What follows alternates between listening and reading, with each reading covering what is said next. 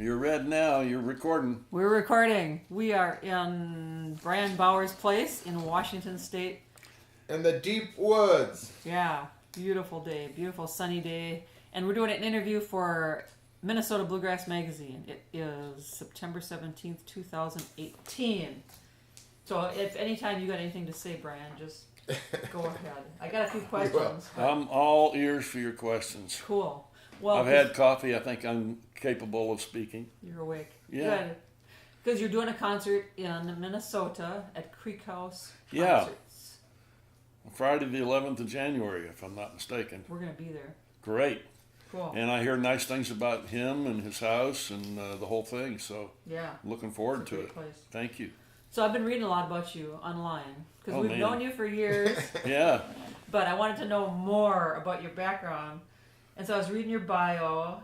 Here's a line from it. As a child, I tagged along with the field workers and Gandhi dancers on the railroad, learned to sing old call and answer songs. I'm like, how old were you when you were following these people around? 5, 6, Little? 7. So you lived in the country? We lived. My mother and dad rented from a farmer, old Joe Wagner, and he had hundreds of acres, and there was cotton and tobacco and soybeans and peanuts with the crops, and the field hands would arrive before dawn, and Mrs. Wagner would feed them breakfast, and then just before dawn, 5 minutes before dawn, they'd be at the tool shed. That's made my wake up call. I never heard the breakfast stuff, but I'd be in my bed and I'd hear the squeak of the door coming open and the little chain they had on it rattling. And then I'd hear them laugh and say, "That's mine. Give me that one there, that's mine." They wanted their own. They had special tools, and ones they like to use. And then like soft laughter, not a lot of loud, but you could hear them, there, that mine, laughter and stuff. And then you hear the creak of the door going closed and the chain rattling as they put the lock back in, the peg. And then there'd be that soft murmur of voices going away from the house for about 5 minutes. And all of a sudden, about 5 minutes out, you'd hear them start up singing. And they would sing their way out to the field and be in the field with the hose poised over the weeds at the first crack of daylight, when they could discern the difference between the peanuts, the cotton, the tobacco, and the weeds. Then they would start hoeing them weeds out and going up the rows, and they were amazing the way to go. And that's was the part I tried to keep up with them. I couldn't keep up. I was a little strong kid, So you're up there actually following in the field? I was following along in the field tool? with a hoe. I got a hoe? little tiny hoe they gave me, and then they said, "Just hoe the weeds, son. Watch what we cut." And so I was hoeing the weeds, and they would just pull away from me. They were so good that fast they just pull away, and no matter how hard I tried, I couldn't keep up. And so one of the big lessons in the field, and actually it was to me a lesson in life, was one day when I finally said to one of the guys, I said, "What is the story? What's wrong with me? Why can't I keep up with you guys?" And he looked down at me, Loretta, and he put this huge hand on my little scrawny 7-year-old shoulder, and he said, "Son, I'm going to tell you a secret now." I said, "What's that?" He said, "Just hoe the big weeds." Just hoe the big ones. You don't go for every little sprout of green that's coming up. You know it's going to be weed. You just hoe the big ones so you can keep up and keep pace. And then you come back next time and you get the ones that later will be big enough. Yeah. So it was a lesson in life, to me, and just hoe the big weeds. In other words, you got a lot of problems coming your way in life. Just deal with the big ones. The little ones will take care of themselves. Wow. Priorities, yeah. It was a prioritization thing. To a young kid, I didn't have many senses of prioritization in my life at that point. But I thought that was a great little lesson, That's cool. Hey, when's the first time you saw an auto harp? In grade school. They had them all through grade school, and they were never in tune, and there were strings missing, and the teacher always had a mouthful of excuses about why she didn't ever tune her or didn't play it, and she'd say, "Though that's what they are. They're auto harps." And blah blah. I'll bring it tomorrow. Tomorrow never came, so I never saw one in tune. That's why at the jug band party years later in Richmond, Virginia, on a cobblestone street, and the guy, the med student that I first saw play the harp was renting the little what had once been the carriage house for the big house, and it was brick and cobblestone streets, because when when the colonies first started and the ships were coming, they'd come with stones to keep them upright, and then they'd go back loaded with tobacco and cotton and soybeans and peanuts and whatever. But they needed the ballast to keep them have strength to keep them upright. So first all the coastal towns got cobbled streets, and then there were so many cobbles they kept working their way up the river, and the next thing you know, Richmond has them too. They're upriver. But there was cobblestone streets and the brick carriage house, and there was a jug band party there, and I was just enjoying it and doing the things people do. It was like mid-'60s, and we were drinking and we were partying, and I went up in the room, and there was this little guy sitting there, and he had an autoharp in his hands and no finger picks. He was using hard calcareous fingernails, and he played Shady Grove, a little strut with his thumb and his little finger. Beautiful, clear, distinct melody, in perfect tune, beautiful. I was like aghast because I'd never seen the autoharp played in a musical manner. I had no idea. I said, man, that's beautiful. He played a couple more things. Then he said, here. He put it against my chest. He said, here, close your eyes. I closed my eyes. He puts your left hand down on this chord bar here, and I pushed down hard. I said, yeah. And he said, he picked up my right hand. He took my thumb. He said, take your thumb. When I say on the count of 3, I want you to hold down tight with your left hand on that chord, and I want you to strum across with your right hand. And meanwhile, I want you to put your left ear against the wood so you can hear it. And he said, 1, 2, 3. And I went, bring. And my life was changed forever. It was in tune. It was up against my chest, resonating over my chest. It was resonating in my ears. I immediately went to, oh, I'm in my own little world. My eyes shut, and that tone, in tune.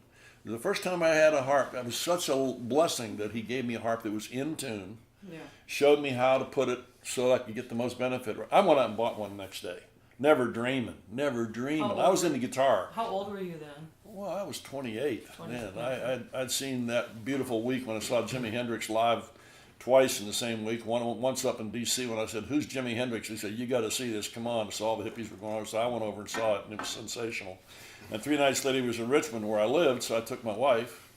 And that same week, I went back up to Baltimore because my hero, Mississippi John Hurt, was playing there, and I went and saw him 3 times. I had a lot of money in my hands at that point. I'd been left some money from some relatives, and it wasn't a big lot, but I did see those 2 shows and the 3 with Mississippi John Hurt the same week. And so I was into guitar, and I was into open tunings, so and bottleneck guitar. I played a lot of bottleneck guitar. And then when I saw the harp, about a month later, the guitar was just driftwood. It was off in the quiet eddies of my life. The real rushing stream of my music was starting to go into the harp. I daydreamed and night dreamed music I couldn't play. I couldn't play hardly anything that I could do. I could dream stuff up, but I couldn't play it. And so I was playing morning, noon, and night, and still didn't get enough time to suit me to play it. And then I got the job with the Richmond Times-Dispatch newspaper. And that was when I started to get better, because I figured out that if I, instead of driving 8 hours a day and talking to people about 2 hours a day and the other 6 driving along pretty little country roads, if I just, instead of doing that, if I added something to that, I still did my newspaper, deliver the copy, get them to sign off after they'd read the copy and said it's exactly what they wanted, no mistakes. Then they had to sign off. They wouldn't put it in the paper unless they signed off. I'd take it back, turn in the signed paper from the buyer, and then they'd put it in the paper they had. Well, that was my job. Ads? Huh? You were selling ads? No, I wasn't selling them. No, people would call into the paper, want to sell something. The lady would take it down, type it in triplicate. One for them, one for me, one for the records. They'd give me a copy. I'd go out, physically put it under their nose with a new copy typed up by the lady at the paper. They'd look it over. If it was perfect, they'd sign off. If it wasn't, they'd make corrections and initial them. Then I'd have to carry it back at the end of the day, turn them all in. Then the next day, after they'd been signed off on, they were put in the paper that way. And then there was no complaining. If they said later, well, we didn't like this, you signed off on it. Yeah. So then they're done. So that was my job. But I quickly realized I was driving really slow, pretty little leafy, tree-laden lanes most of the day at a moderate speed. So I went to the junkyard and got some suicide knobs, like they used to put on the steering wheels at 11 or 1 o'clock. 11 o'clock for your left hand, 1 o'clock for your right hand, on top of the steering wheel to make jerky turn. They call them suicide knobs because sometimes they break off and people die. Well, I went and got them, and they had been outlawed by then, and the guy at the junkyard said, you didn't get them here, out there in the back road, or some on the Chevy. So I went out and got some of them. I brought them home, and instead of putting them on top of the steering wheel, at 11 or 1 o'clock to use my hands to steer with. I put them down at 5 and 7 o'clock on the steering wheel underneath so I could steer with my knees while I played the auto harp and got paid. That's when I started to make some progress because I was getting so many hours of playing. I'd play before I left. I'd play all day working. I'd bolt my sandwich for 5 minutes and play the other 30 minutes in my lunch hour. I'd play all afternoon. I'd come home. My wife would say, "Why you look so happy?" These, "Oh, I don't know, honey. I just love this little job." It was like wasn't much money, but it was a job, and there was money coming in the house. I had a wife and I had a son, that was a terrible phase in my life because my wife, bless her heart, was telling me, "You're never going to be able to make a living with this music you're so obsessed with. Just you need to put all that stuff away under the bed and close it up and pull it out once a month and play for an hour and then put it back under the bed." And I'm looking at her in total disbelief. This was like, she didn't understand that I felt desolate inside. My landscape emotionally was desolate and dark and stark and no greenery anywhere. And then when I started playing music, I had this fantasy that every time I learned a song or an instrumental, that there was one little crystalline drop of blue water up in the hills that started running down the gullies and finally landed in the bottom of the desolate lake bed of my heart.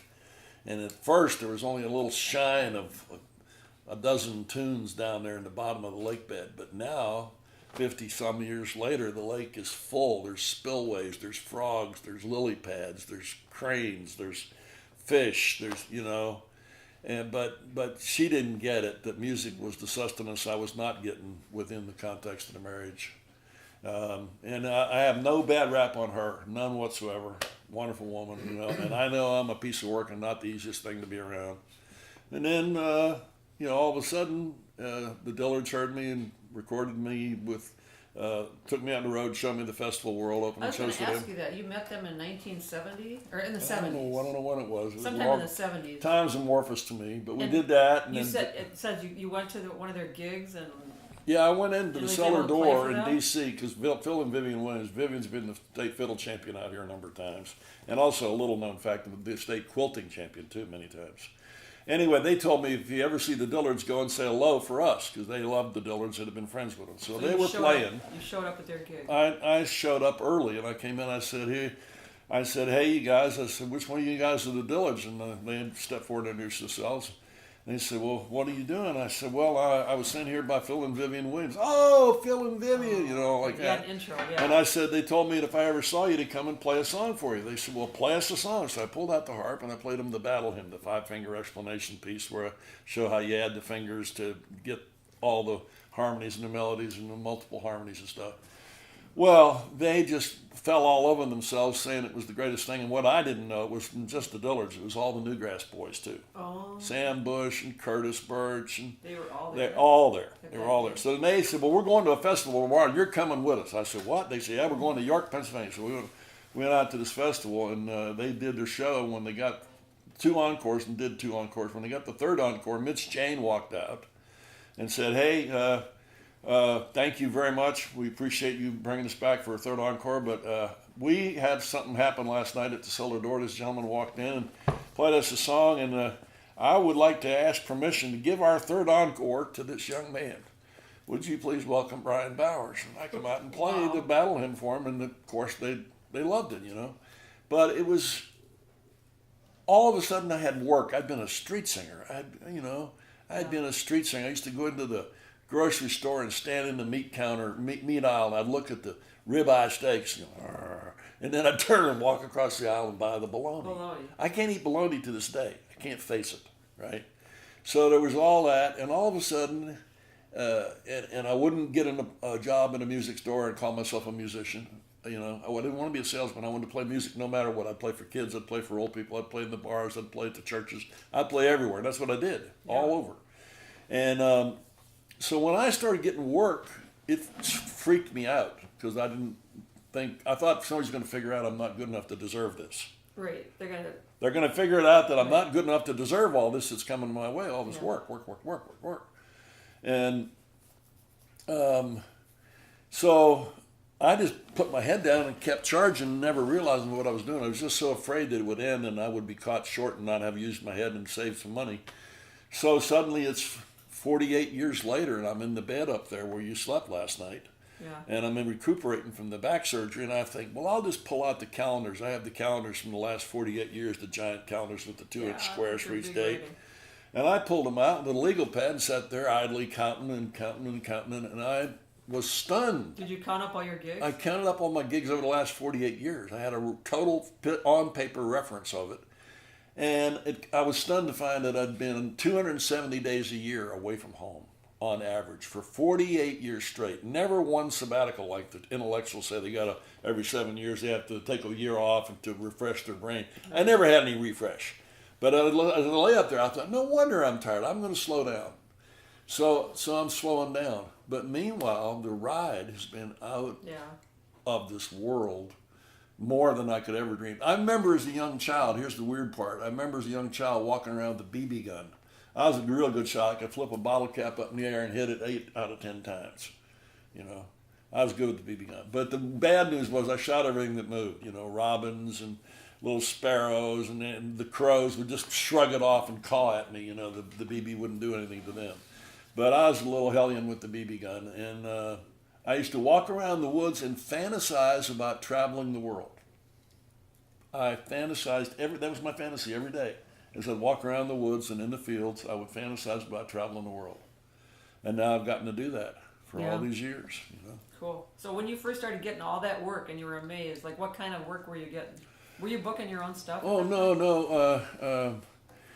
Milt Kramer, who did Loudon Wainwright's booking there for years, and Stephen Wade, the kid that had the banjo dancing play in D.C., he did them, and he did me, and he was doing that, and then. So somebody took you on right away. You got an agent. Well, Loudon Wainwright told this guy about me, and I went and played for him, and he said, good, a lot of energy, but no direction, and sent me packing. Oh. And then 2 years later, Loudon, I had come at the behest of Mike Seeger to the Chicago Mandel Hall Folk Festival. They have traditional festival. And Mike told Bruce Kaplan they'd put me on. So they put me on. I just played a few things, and they brought me back for an encore. I did more. Long and short, 3 major reviews in the next 3 days and 3 major papers. So to this day, I still go to the Midwest and play and stuff. People love you. But what was your question? I lost track of where I was going. What when you first said all of a sudden you were amazed, you got all those gigs. So all those gigs. Here's the kind of thing that was going on. You know, a month before I'd been just a street singer. All of a sudden I got a manager who, because then when Loudon saw me at a bar, he called Milt again. He says, you need to see him again.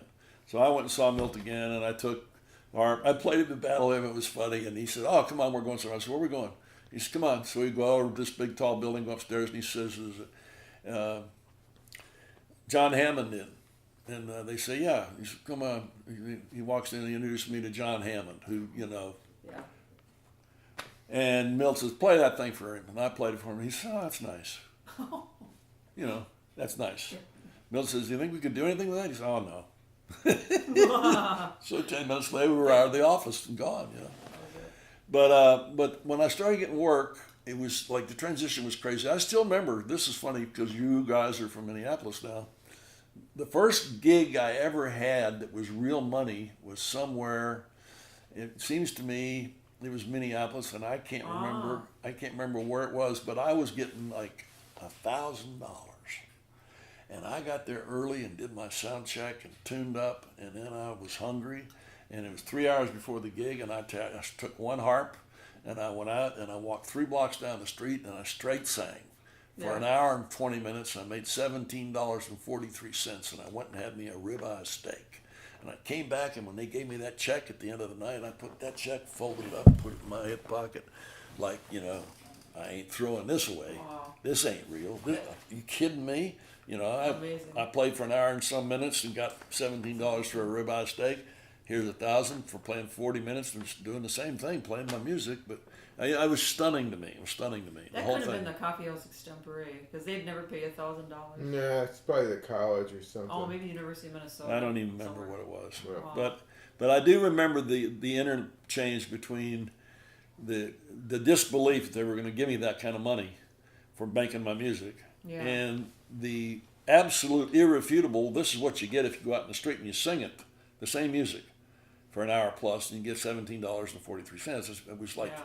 it was like, you put those two on the scale, they don't add up. There's like, No, there's, it's wild. it's wobbly. It's wild. You know, I don't know about the weight, but wild. weight, but the so It's wild. so it was Showbiz just a is start to weird. me. And I had the definite street singer. Don't my dad used to say, never give away the sweat of your brow, son. I said, what's the sweat of your brow? He says, interest. He says, interest and rent are the two biggest traps people Yeah. fall into, Yeah. and they give it away once and they never get it back. They're giving up their life force energy. He said, just never do that. So I had 3 different houses. I bought this one up here. You looked at the picture of. Yeah. That was in '76, and it was a 15-year note. I was paid off in 4 years. And the same thing with this one. This one was whatever it was, and the same deal, 15-year note paid off in 4 or 5 years. And I had money coming in because Milt Kramer, before he died, negotiated a deal with Oscar Schmidt. And Oscar Schmidt, the autoharp company, wanted to use me playing their harps, which I was doing anyhow at the time. So I asked him to see if he could get some free strings or maybe an autoharp or two, you know. And I never heard from him for 6 months. And then he called me. He said, well, I've sent you an agreement in the mail. It's not a long agreement. It's about 3 pages. He says, it's the best I can do for you.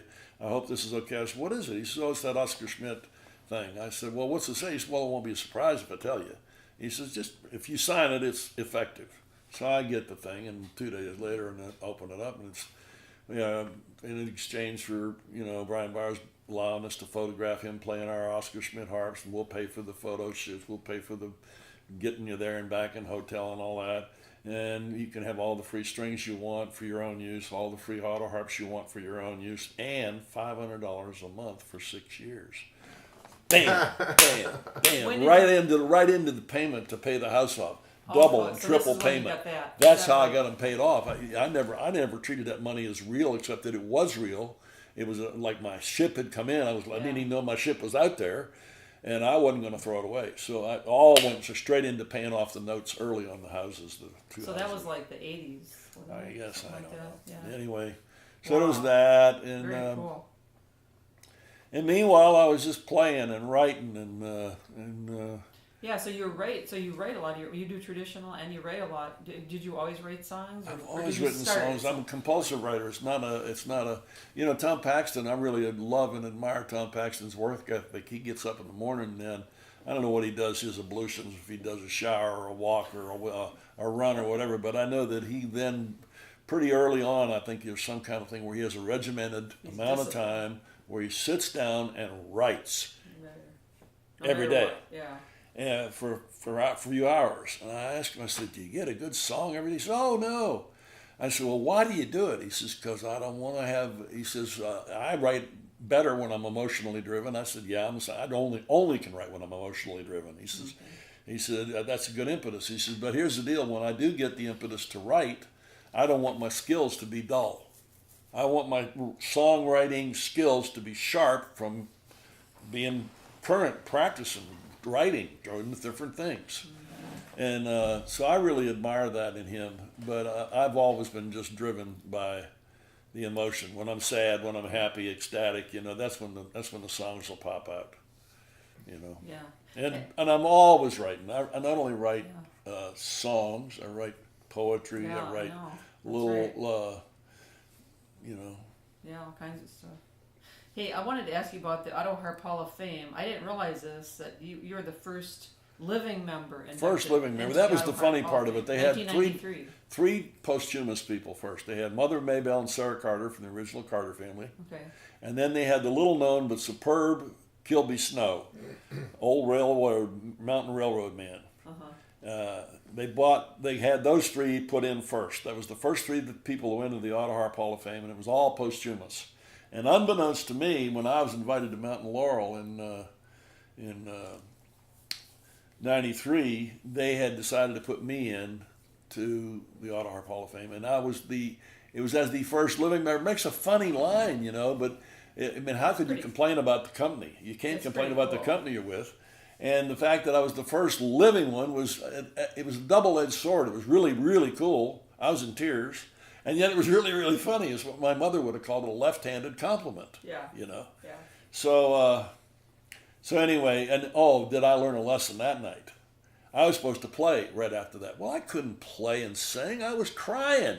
Well, I was crying over, because, for years I've wondered if I was an idiot for picking this instrument I have to tune. If I want to get an immaculate tune as good as I know how to honor my gifts by using them, I have to tune an hour and a half to get the harps ready so you don't have to listen to the crap.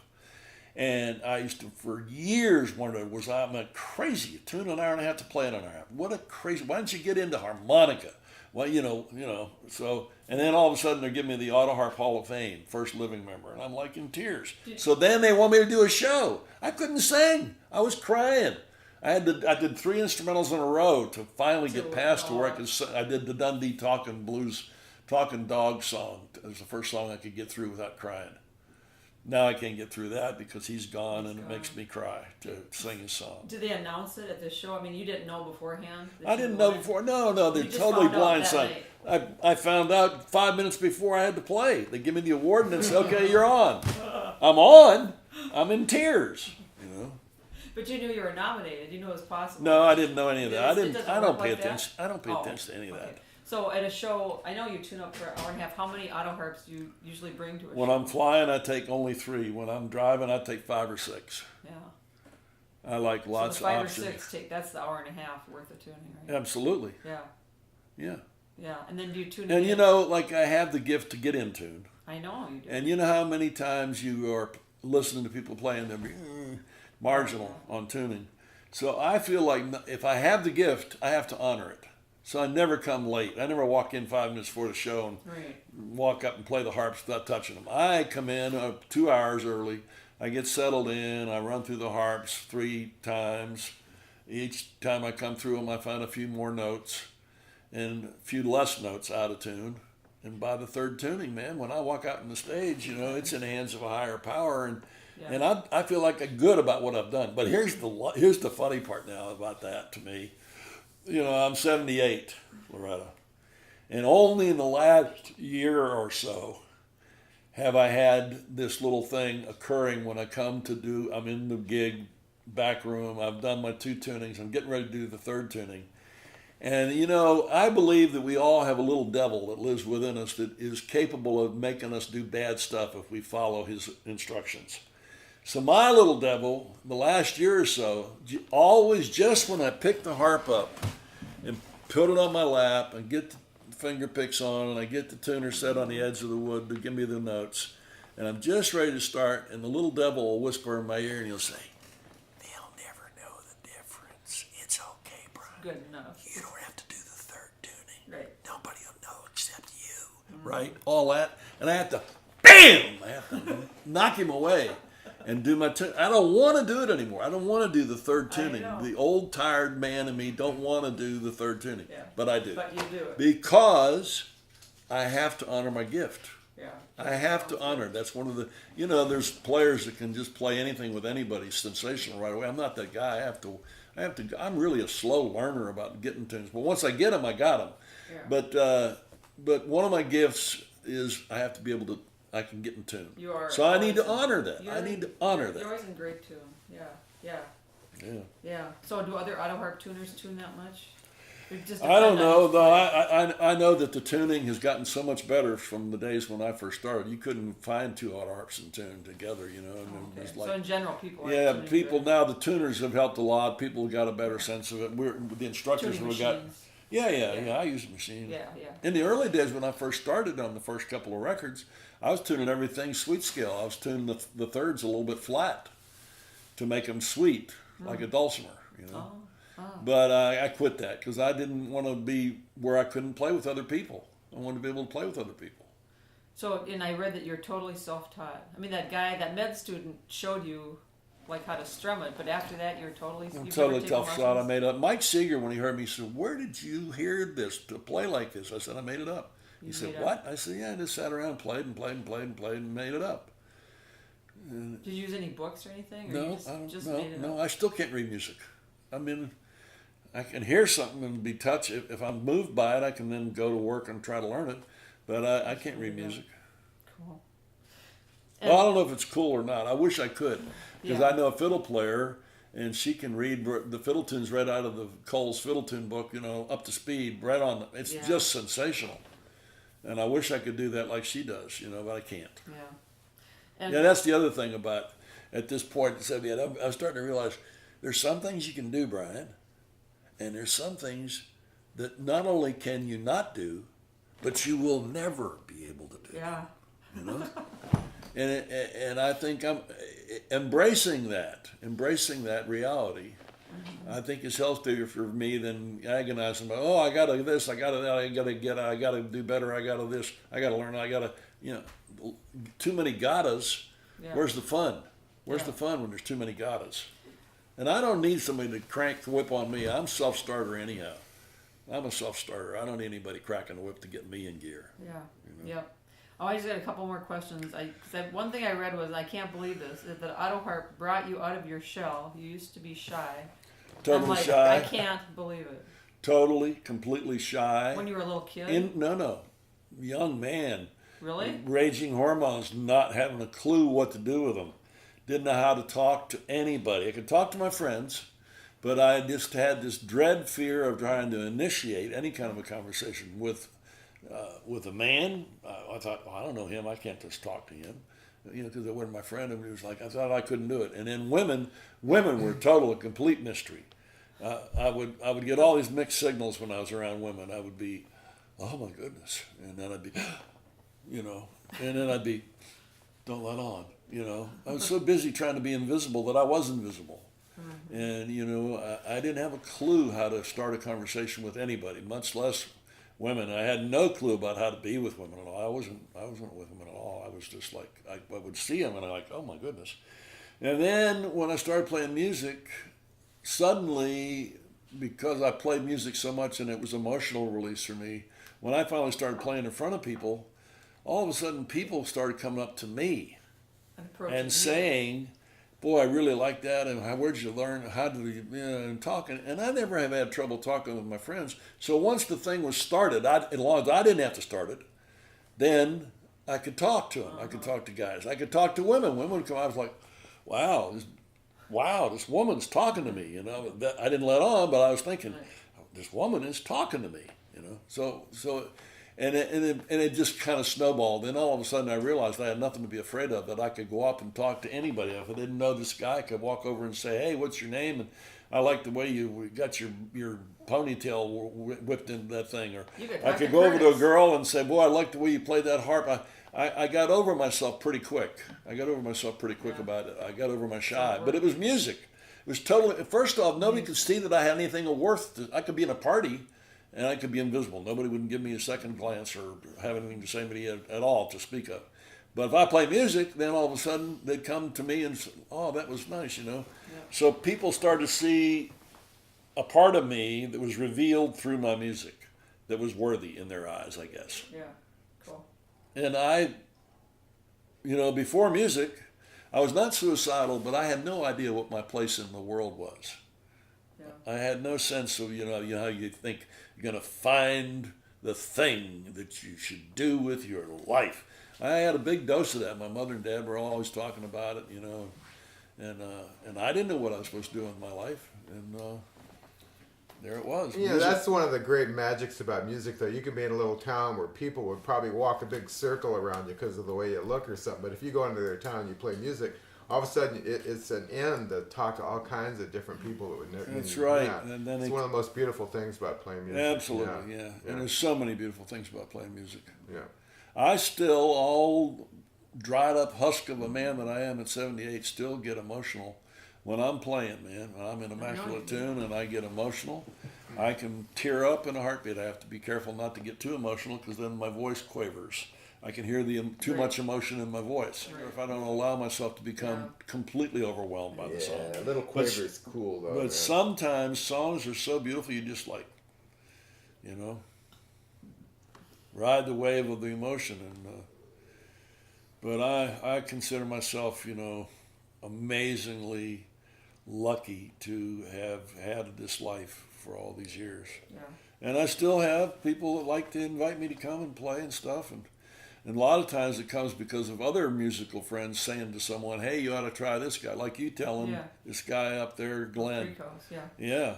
About me, and that I was worthy of having him, him having me. So my work, a lot of it comes like that, you know. And then my agent, Scott O'Malley, over there in Colorado, he books Norman Blake, he books Waddy Mitchell, the cowboy poet.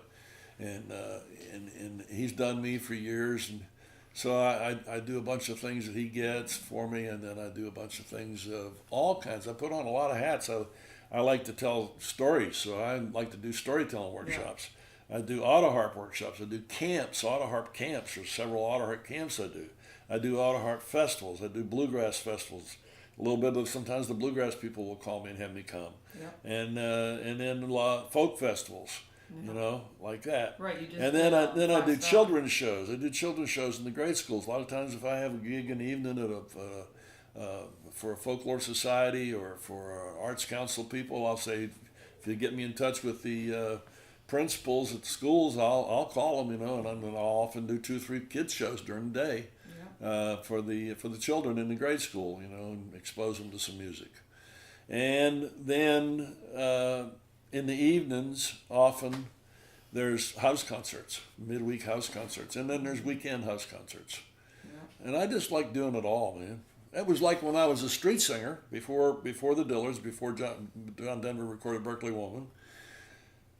I would street sing down in the Pikes Place Market, and I would come home to this park where my friend had a house up near the park. He'd let me park there. I'd come home and park. I'd get a shower, and my sweetheart Mona and I would have supper, and then I'd go back downtown. I'd play a set at the Inside Passage Coffee House, and then I'd go down the street to where Junior Cadillac was playing, a rock and roll's revival band, and I'd play their break with standing around in front of the mic singing bawdy songs, getting the crowd to sing call and answer bawdy songs, pass the hat, come out, run back over to the coffee house, do my second set there for 35 minutes, come back out, get in the truck, and drive 2 miles up the steep hills and go to the church coffee house where I'd play Jesus' Joy of Man's Desiring and Ode to Joy and Let It Be, you know. And then I'd come back down and do the third set at the bar, which was not unlike the Star Wars bar scene.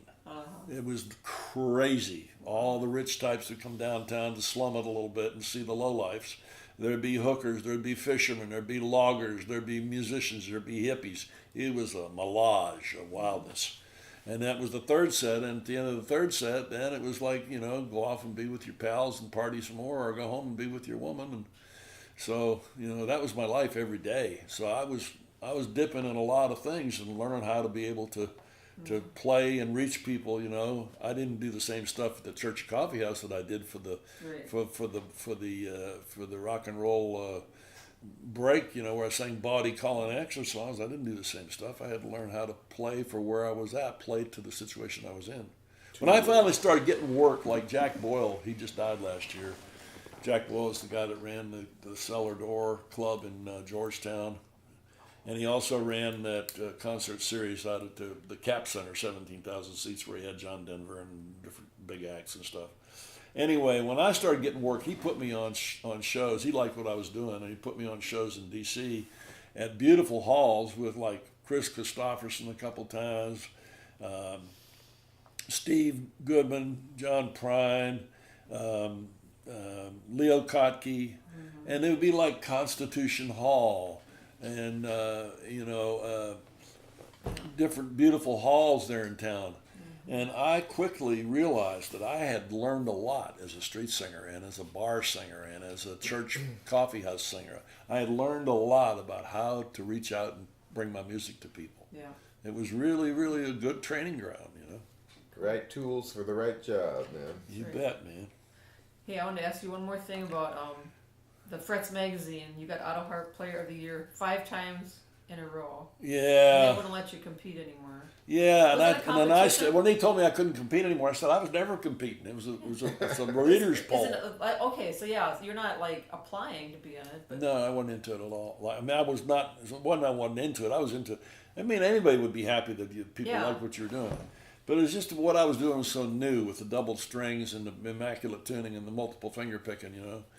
But then they said, well, you can't compete anymore, but and that's because now if you win 5 times in a row, then we put you in this thing called the Gallery of the Greats. I said, oh, okay. Yeah. And so they said, you're in the Gallery of the Greats. I said, okay. Okay. They said, well, don't you want to know who's you're in there with? I said, Yeah. well, sure. Who are you in there with? It was silly.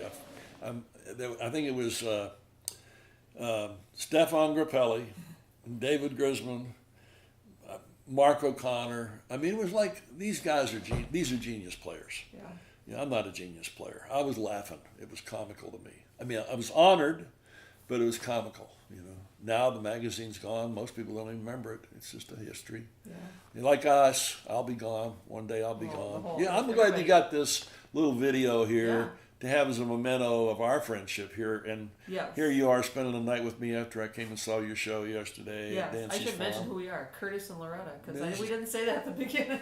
Yeah, it's Curtis and Loretta. And you're coming to Minnesota again. Yeah. I'm coming to Minnesota in January. I want to wrap up with this quote on the internet somewhere. It says, you said that you just love to play all the time, that you play fiddle tunes over and over and over, that you said, I'm a bulldog with a bone. It's like you can't get it away from you. That's right. That's right. It's true. I'm still that way. You'll like it whenever I see you. You want to play all the time. I like playing, man. I like playing.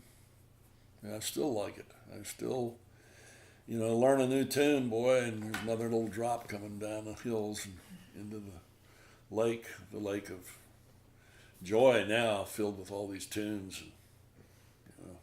And, Cool.